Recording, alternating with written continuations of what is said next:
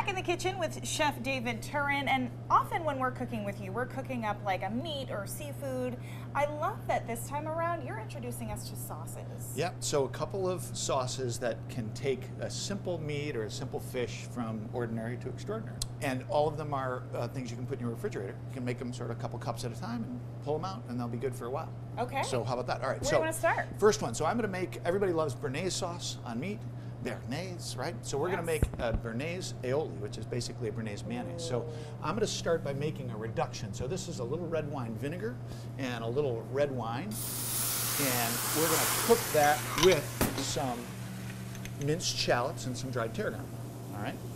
And Amanda, your mission, should you choose to accept it, is to make sure that this reduction right here doesn't burn. So it's supposed to go. It doesn't burn. Right. But do I stir it? You don't have to stir for a while, but eventually, yeah. So it's going to go almost dry, but we don't want it to burn. So that's your job. So if I burn it, it's on you. That's a lot of pressure. All right. So an aioli is a mayonnaise, and I'm going to make this. It's the easiest thing in the world. So you have some egg yolks and some water, and I'm just going to pop them in this blender.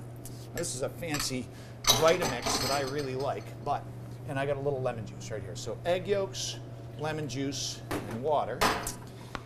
And let's see, and I got a little thing of seasoning. So this is just a little salt, pepper, and cayenne. And what I'm going to do is I'm just going to turn this on, and I'm going to emulsify this. I've got some corn oil, or actually this is canola oil, and a little olive oil. And I'm just going to blend that up. So I only used a little bit of olive oil for this because it would be too strong a flavor, in my opinion, for an aioli. So this is done right here. So the thing that you're making there, that dry, almost dry reduction of tarragon and shallot and rice wine vinegar and red wine, is going to go right into here. And you want it now? Well, let's take a look. How'd you do? You didn't burn it, and it's dry. Look at that. Perfect. All right. So this is going to go right into there. That's pretty simple to make an aioli. It's really simple, although, are your eyes watering yet? Because the vinegar, and then this is just a little chopped parsley, which I like both the flavor of and the appearance of. So what I recommend at home is you use every spatula in your house. So I think I own about 2. Well, you'll want to use them both within the first minute, so you have to wash them like 10 times. All right. Anyway, so there you go. So now, this is one of my favorite all-time things. This is chimichurri sauce. Okay. All right, so the Argentinians love chimichurri. They think it's the best thing in the world. So fresh parsley. Now, there's a lot of variations on chimichurri. Sometimes you'll see it's just got oregano. Sometimes it's all parsley. Sometimes it has cumin. Anyway, my version has some parsley, some fresh oregano, which is really important, some lemon juice right here. Important to go fresh? Well, yeah, on this one, yeah, because you'll see when we get to the end result, you really want this bright green thing. Okay. All right. So then you've got some garlic, just a couple garlic bulbs, cloves, some red pepper flakes for a little heat. Some people like jalapeno or, some really spicy chili. This is a little cumin. You say cumin? Cumin? I say cumin, but I trust you. You're the chef. I should know this, cumin? right?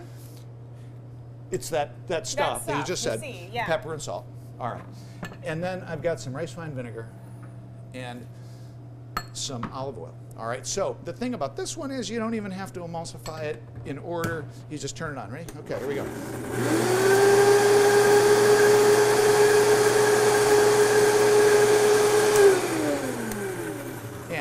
Voila, you now have some fresh chimichurri sauce, oh, look at that. I didn't really get my garlic. That's okay. Right. But, we'll use the one I did up there. So I might have spent another second blending that, but anyway. All right, so here we go. This is David's signature steak sauce, all right? So, Signature steak. Are you sure you want to give this one away? It's on my website, and it's going to be on your website. All right, so these are some vegetables I roasted. It doesn't really matter too much what they are as long as there's some carrot and onion in there. So I have some red pepper, some carrots, some onion, and some celery. Nothing fancy at all. Okay, so now I've got some Worcestershire sauce and some garlic that I roasted, right? I've got, look at that, I almost put the finished sauce in there. I don't need to do that twice. Totally recycled. Still good, right? Some Dijon mustard. So this is some water, just because we don't want it to be too thin. I'm not going to put it all in now.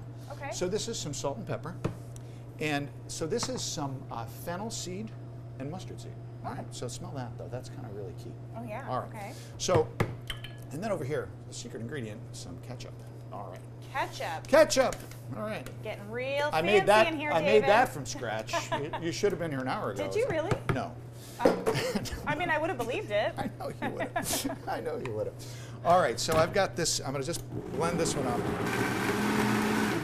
And This is when we get it all over ourselves. this is, you know, I really didn't, which is an amazing thing. All right, let's see if I can use this. I'm going to use this dish right here.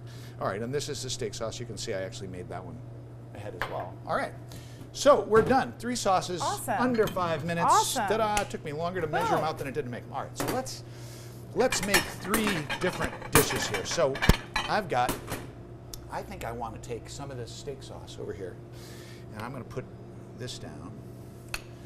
And I'm going to take this is a nice piece of New York sirloin that I just salt and peppered and sliced off, and nice lean piece of meat.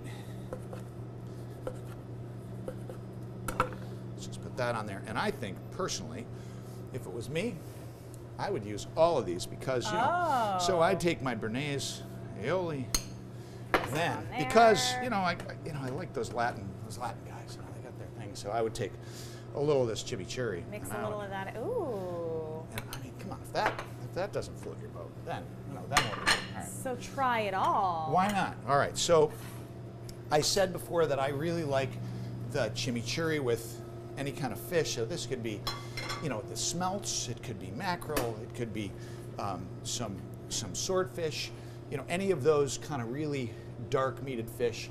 Love this, just the citrusy, bright flavor with the vinegar and the herbs. Oh, that and looks that great. Chimichurri right there. That's really, really tasty. That like looks that. really nice. Okay. And then over here, it is scallop season in Maine. Everybody knew that.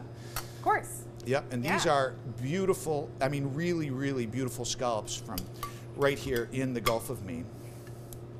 And boy, are they having a great season this year. They look perfect. And, you know, again, I really Do a like little of that. I like the chimichurri on here. Okay. I like all these sauces on anything. I'm really, you know, kind of. So here So we go. there's really no rules One. here. Just Try it out. Go there's crazy. There's a rule.